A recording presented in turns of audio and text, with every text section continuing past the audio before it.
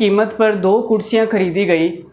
पहले को 35% के लाभ पर बेचा गया और दूसरी को पहले की तुलना में 5400 रुपये कम में बेचा गया, और दोनों कुर्सियों को बेचने पर जो टोटल प्रॉफिट है, ओवरऑल प्रॉफिट है, वो 20% है। तो प्रत्येक कुर्सी की सीपी ज्ञात कीजिए भाई। तो देखो सीपी ज्ञात करते हैं। तो सवाल में साफ साफ बोला गया है एक ही कीमत पर 2 कुर्सियां खरीदी गई, मतलब कि जो सीपी है वो क्या है, सेम है।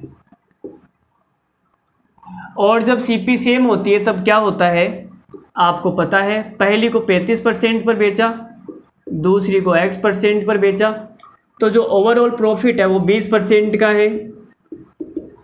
तो इन दोनों का जो एवरेज होता है वही टोटल प्रॉफिट होता है। तो एवरेज निकाल लेते हैं भाई, एवरेज कितना आएगा। तो आपने कहा एवरेज आ गया 35 प्लस X बराबर 40, तो X की जो वैल्यू है वो 5 आ गई। तो हमें पता लग गया दूसरी वाली कुर्सी को कितने पे बेचा होगा, 5% के प्रॉफिट पर। तो आप मुझे बता सकते हो कि कितने कम में बेचा है।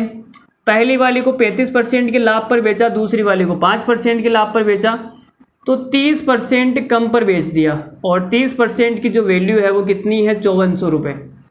ठीक है, तो 0 से तो 0 कट जाएगी, और 3 से कितनी बार कटेगा ये 54, कितनी बार कटेगा भाई, 18 बार कट जाएगा। मुझे ऐसा लग रहा है 3 से 18 बार।